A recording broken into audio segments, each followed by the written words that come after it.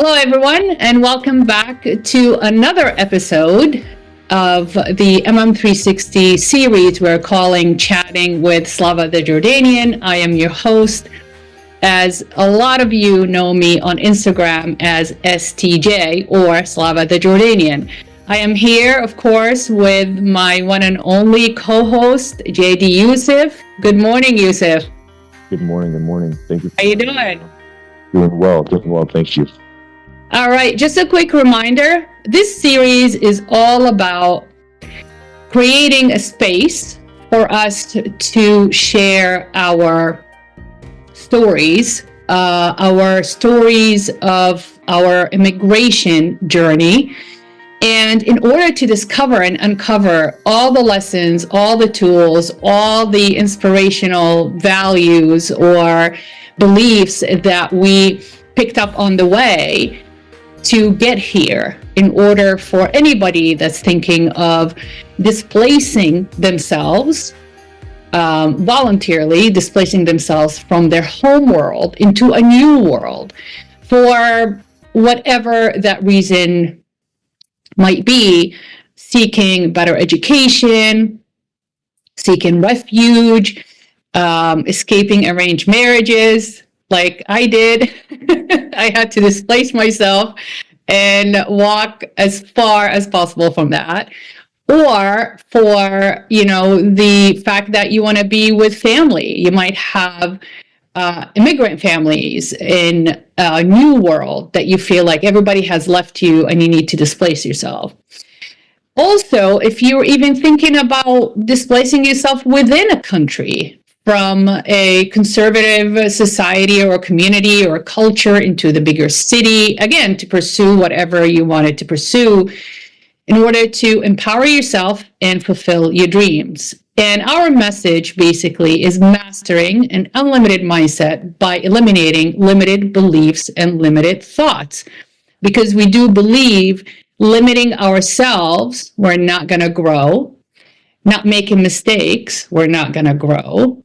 Not learning, not mastering our mistakes, but learning from our mistakes, we're not going to grow. So a lot of us acquire knowledge by education, by academia, going to school, reading books, attending lectures, watching YouTube videos. But what it needs to happen in order to master a way of success, the type of success that you're envisioning, is to experience life. So the powerful formula is the combination of the knowledge, what we know, and what we have learned from our experience or whatever that process of life that we're going through. All right, I hope all that makes sense. So let's plunge right into it, shall we? All right. Yeah. So, Yusef, remember, we watched our favorite professor out of Austin, Texas, give a lecture. It was posted on Instagram, and it caught our eye. And I don't think we have, honestly, enough time for us to address the concepts that he was talking about in that lecture. But let me read you a little bit of synopsis about him and also his lecture title. So according to Professor Roy Casagrande, how exotic that is, professor of government at Austin Community College and a professor of Middle East Affairs at Austin School in Texas.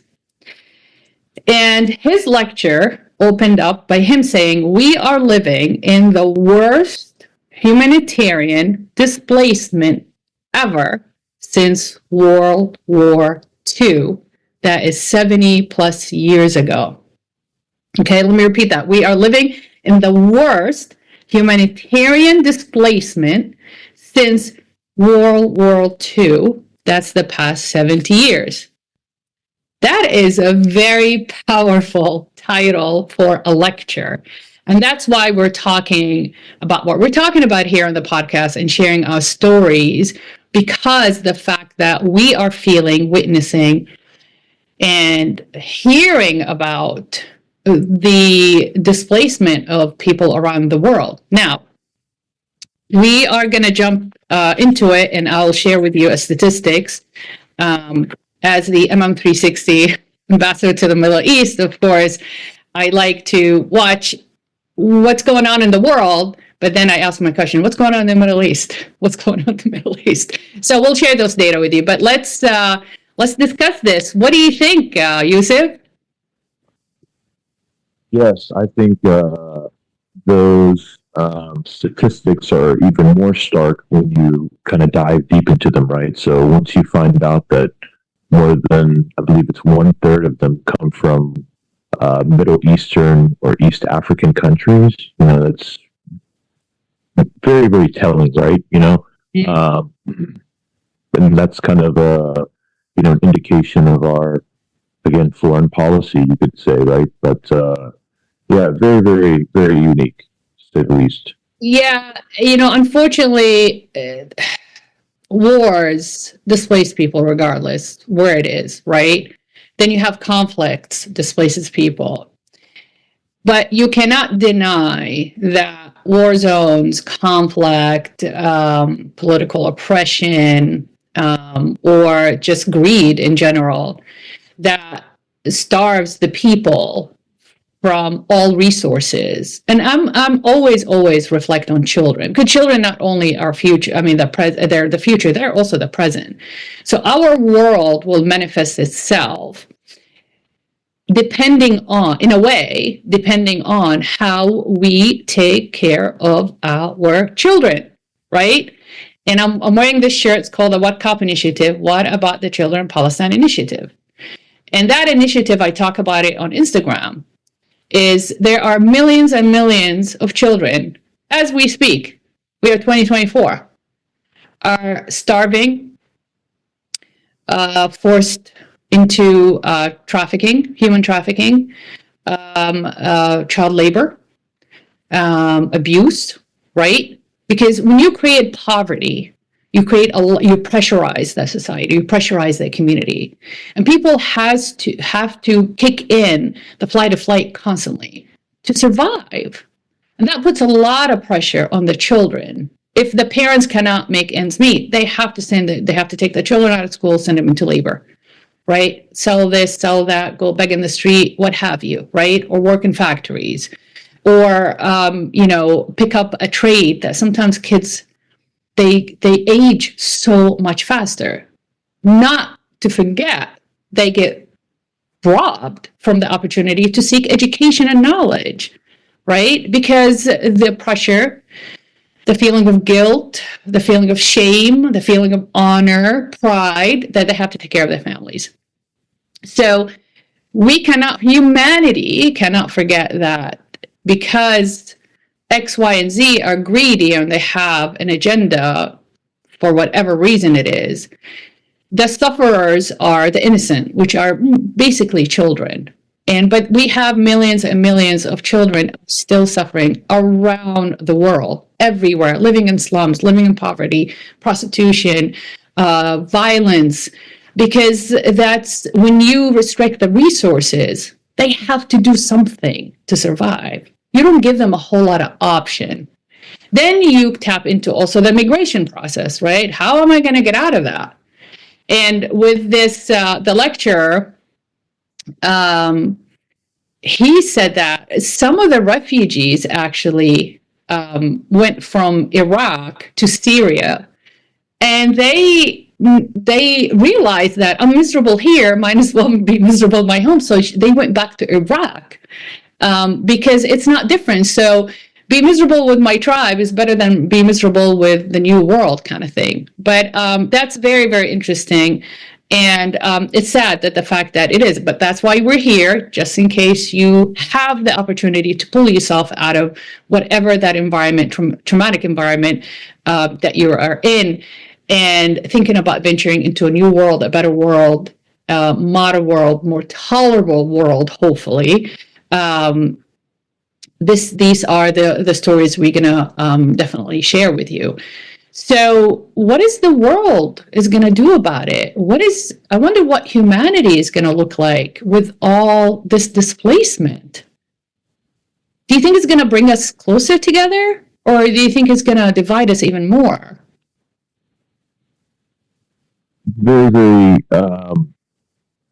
peculiar in the respect of regarding women and children. 70% of all the casualties in the current genocide are women and children. So if I can just share a little light on that as well. But yeah, it's very shameful that we're allowing something like that to happen.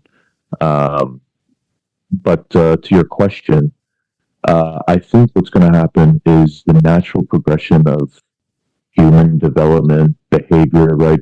I saw an article recently um, regarding just the demographics of people and how they change over time. So right now, what's happening in Europe, um, you're having a coalescing of the Arab world, for example. So it doesn't matter if you're from Tunisia or Jordan or Saudi, you're getting together around culture or religion. So it's almost creating like a new hybrid of a Arab European subset, right? Similar to certain places in Southeast Asia, Singapore, there's a new type of Chino Indian type of people that are coming out, right? Guyana is very, very diverse and has had that progression going. So um, that's natural. And you will have forces that will try to inhibit that or want to try to um, make a case for a nation state, right? And to try to build a narrative to try to stop some of these things for whatever reason. Yeah, I mean, displacement, as long as, like I always said, independent of your circumstances, by choice and by design, that's a healthy displacement. I think that's going to make the world a smaller place and more connected. And it becomes like a theater of exchanging ideas and customs and culture and tradition, regardless of your background, regardless of your religion, regardless of your color. It doesn't really matter, right? But how beautiful would that be if displacement by choice, it's happening for the sake of innovation, for the sake of creation, for the sake of prosperity, for the sake of elevating the human standards of living and cooperate and collaborate, But unfortunately, like I said, it is happening, but the majority of the displaced immigration is happening due to unfortunate events. So now the question is our mental health, our mindset. Let's tap into what's going on in our mind when we are, like we mentioned many times before, leaving everything we know, everybody that we love, venturing into a new world. And we discussed last time a couple of terms that we tapped into, but today I really want to kind of go through explaining the differentiation between full assimilation into a culture or deculturalization or acculturation. Excuse me if I am not pronouncing it correctly because there's a new terms. So Yusef, what do you think the first step or the first thing that's happening, that's going on in somebody's mindset when they decide that this is it, this is hopeless, I gotta get out of here? What do you think the first emotion or feeling that is they're feeling? Obviously, I should say obviously, because I guess, depending on circumstances and also if you have relatives and younger ones, right? But certainly fear is going to be huge, right? Naturally. And for better or for worse, it's a motivator, right? There's a reason why it's a huge tactic used in politics, right? So, but obviously with that fear, you can turn it into many things. So you take something that's not good and then you turn it into something good. Same with the rejection, redirection analogy, right? So, but yeah, I think that's huge. So have you seen or you heard stories from your ancestors about how fear fueled their drive to do better, to displace, and to the fear of not, surviving, basically, even if the circumstances were that bad, to save their family? Yes. Short answer is yes. I think what would be very telling would be your interactions. Is you coming to the new world.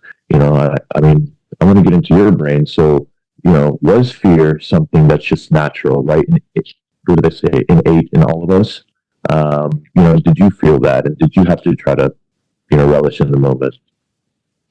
Oh my God, yeah. Yeah, the funny thing is, Yusuf, is uh, it really depends on your personality. Of course, if you're introverted or extroverted, if you are people oriented or you're task oriented. But I feel that it depends also how old you are when you get displaced, right? For example, you were born here, right? So you didn't have to make that decision. It's like, okay, let me just analyze what's going on right now. I'm not going anywhere with this environment, and I want better and I want more. When do you make that decision? Do or I was thinking, do I give it another chance? Which I did. I spent a year in Riyadh, right? Because I want to try it out just in case that it is a possibility I can stay in Saudi. So I give it a shot for a year. It was horrible, traumatized. I can write books about that experience, just 1 year. And I might one day. But then I quit that and I told my mom, I can't do this anymore. I gave it a try, basically. And I spent another 8 months or 10 months in Jeddah. I went back home and I got enrolled in University of Abdulaziz University in Jeddah. It was okay. It was almost like, I'm glad I did that because I was so traumatized from Riyadh. Riyadh is the capital of Saudi Arabia, very conservative Wahhabism way of life. And I came from Jeddah. There is conservative, way of life, but with a very modern twist to it.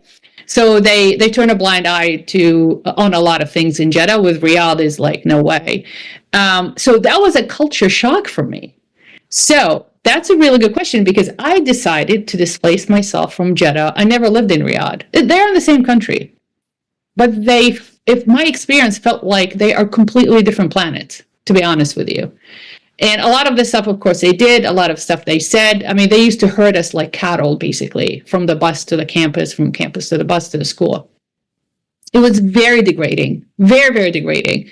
And I've seen a lot in Jeddah, and I know, certain things they have to happen in a certain way. But when I went to Riyadh, it was a culture shock. I was like, what is going on? But I guess it changed. That's back in the days in the 80s. So when I decided to displace myself to give Saudi a second chance, see, maybe, if I get busy with school, whatever, it'll be fine. But also I went to Riyadh because I was escaping the first arranged marriage proposal I had at age 17. So it made sense to me. It's like, oh, maybe I'm not ready to venture way, way out of home. Let me just try Riyadh. It will be a good break for me being away from home. I can practice being away from home. That was not the case. So now live and learn, right? I went back to Jeddah and I went back to the world that I am familiar with because I always asked myself why I didn't go from Riyadh straight to United States. No, I made a stop back to Jeddah. I now, knowing what I know, understanding what I understand right now, is I think innately I felt like I was dysregulated emotionally and mentally in Riyadh so much because of the culture shock, believe it or not, that I needed to go back to my safe home to self-regulate myself and co-regulate with my family and kind of go back to the drawing board. It's like, okay, what do I want to do next? And I sat down and talked to my dad. I was like, this is horrible. He goes, I told you.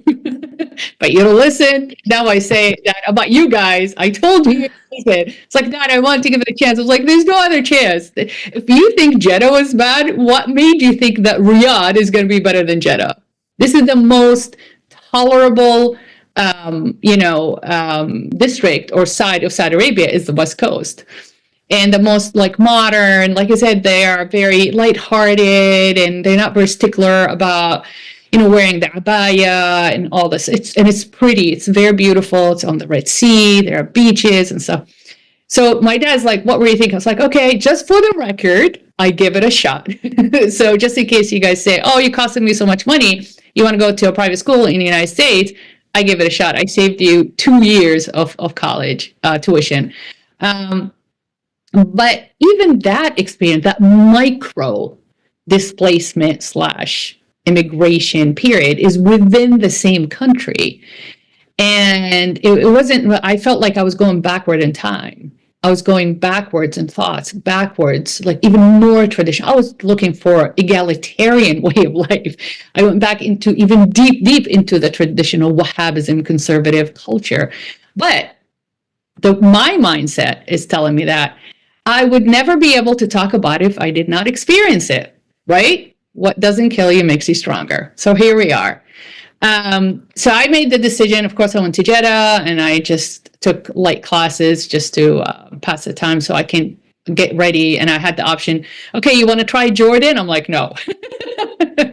I'm done. I'm not going to waste any time. I just wasted like 18 months of trying to find out what I want to do.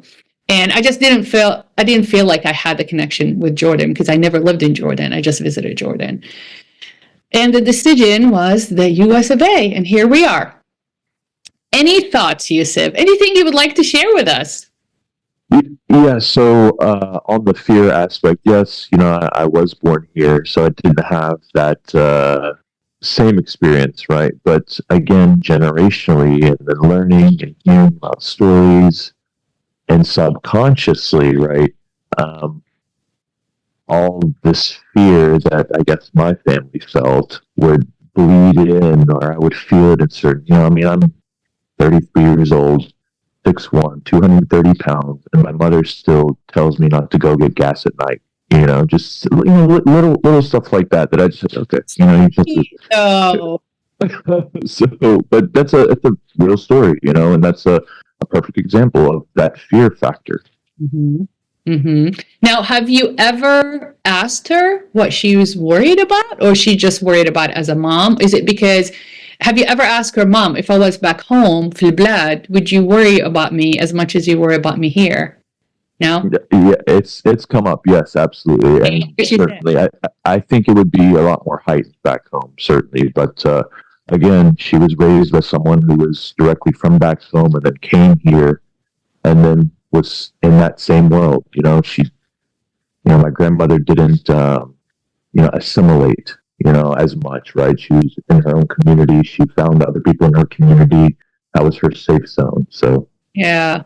So do you think, is it, they did not assimilate to the degree of acculturation in their community, or they use at all, or did they try to assimilate and they didn't feel comfortable and they just stuck to our custom, like our ethnic way of doing things?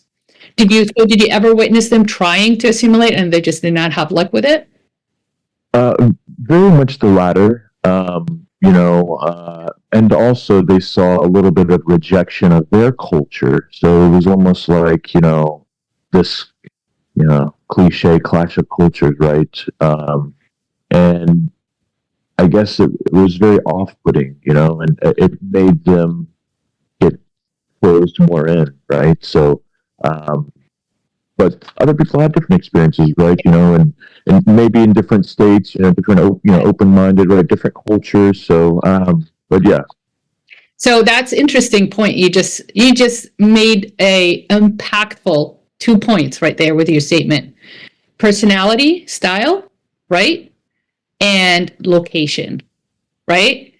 Remember, you're part of our franchise. What do we talk about always, Yusef? Culture, location, right? Literally. Yeah, exactly. So the same model applies on what kind of personality are you? And I think with the modern approach to our mental health, to our psyche, to analyzing psychoanalysis of our emotions, there are ways, and I thought about this last night, there are ways to find out what kind of personality style I am. There's a lot of testing that you can take about emotional IQ, emotional intelligence, self-awareness, social awareness.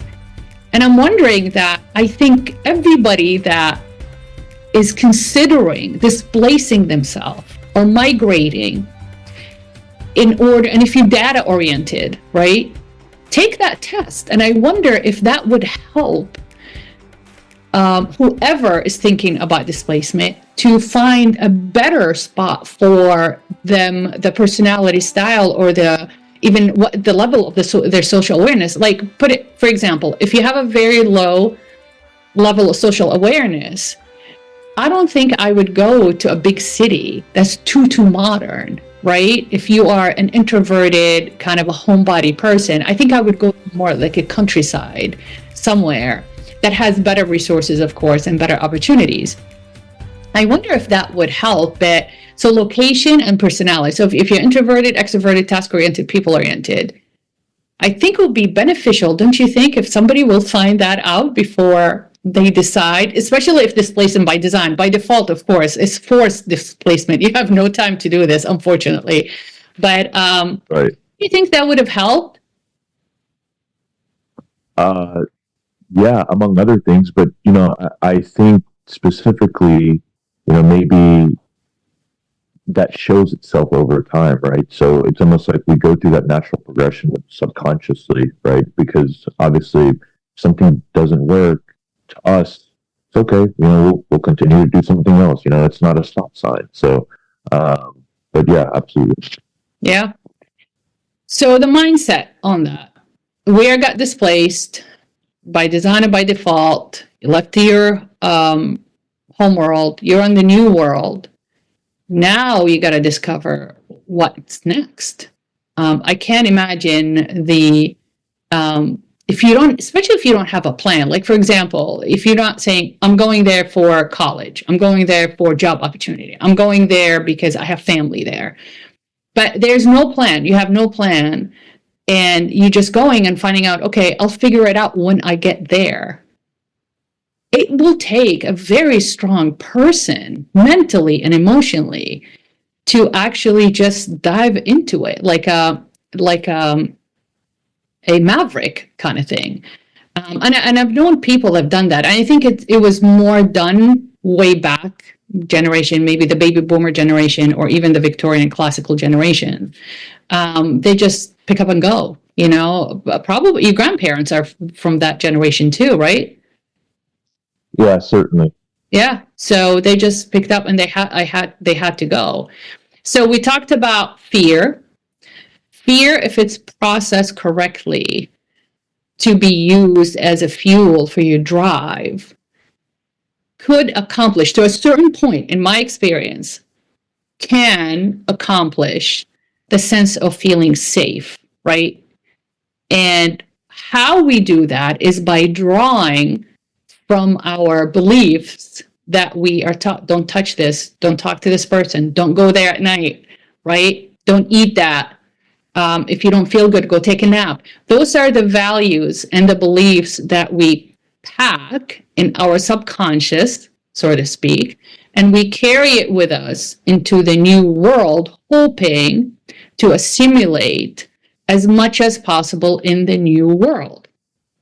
One of them is fear. To me, is the sense of rejection that never left me ever until this day. I always tap into that, and I get triggered, believe it or not, when something doesn't go well, or I ask a question to anybody and they say, that's no, we can't do that. What do you mean you can't do that? That for me is so limiting. And I get triggered because, don't tell me that we can't do this. There must be a way. There must be a way. And that never left me, because that triggers me as, okay, I got rejected, or my idea got rejected, or I believe that I should be doing it that way, but they tell me I can't do it that way because it's nobody have done it before. To me, that's a rejection. And when I get triggered, I get dysregulated. When I get dysregulated, I'm in a bad mood. So I have to go and figure out a way to self-regulate myself. So for me, it's fear, rejection.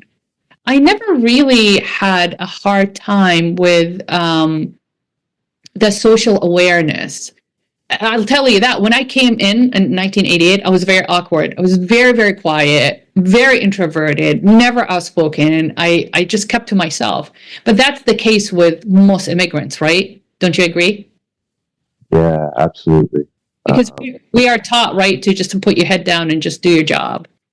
Yep. Don't make a whole lot of noise, and actually that came up in a conversation you and I had about, it's always, the loudest people in the room who have like the least to offer, and by the way, they say opinion is the lowest form of intellect. So just putting that out there. Wow. I never heard that one before. That's interesting. It makes sense. It makes sense because the way I grew up, my dad was a deep, deep thinker. My dad was the introverted when it came to his writing and his analyzing the world around himself.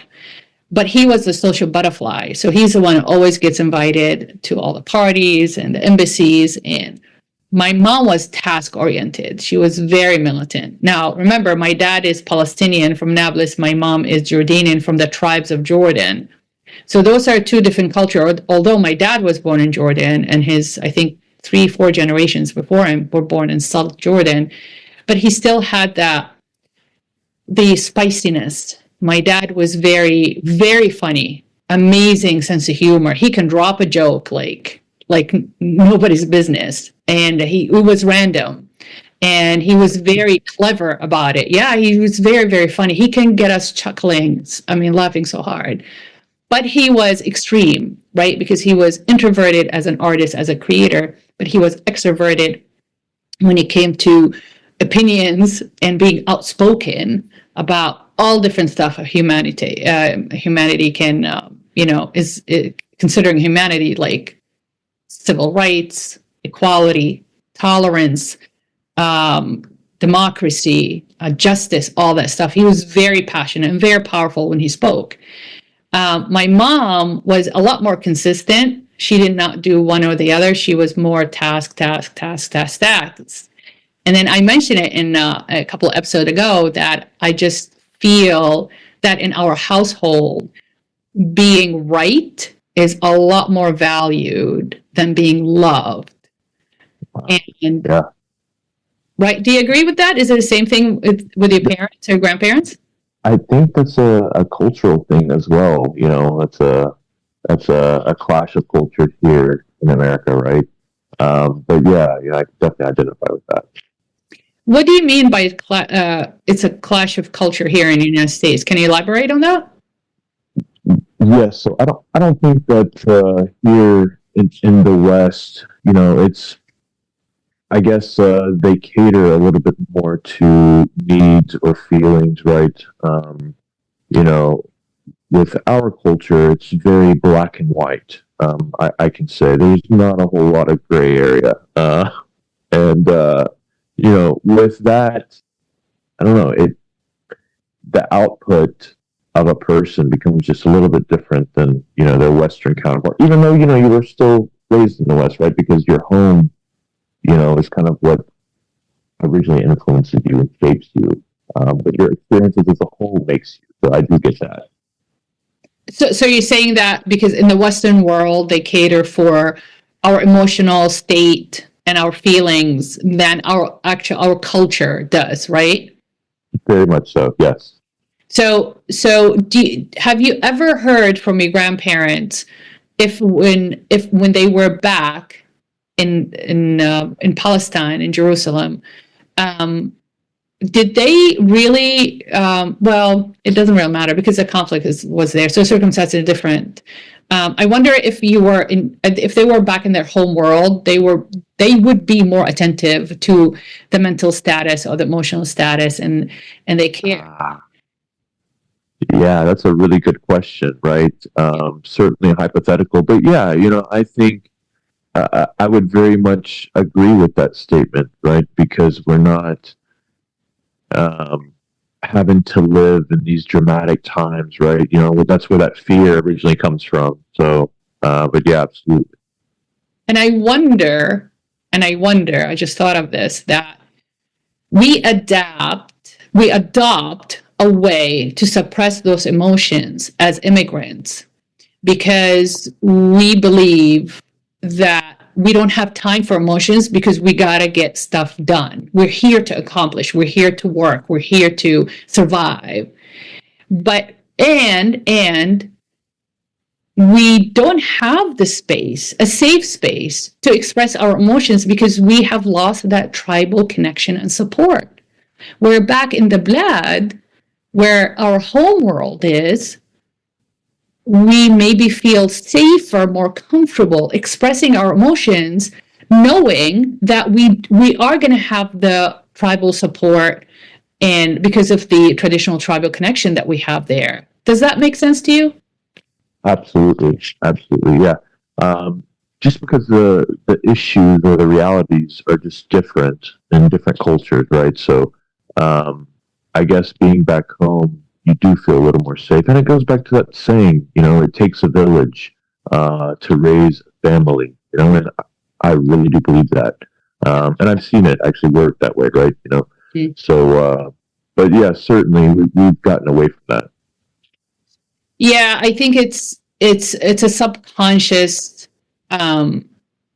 knowledge that you know we might not be safe to express how we feel about things. Who's going to support us? Who's going to listen to us? Who's going to regulate us if we get dysregulated, right?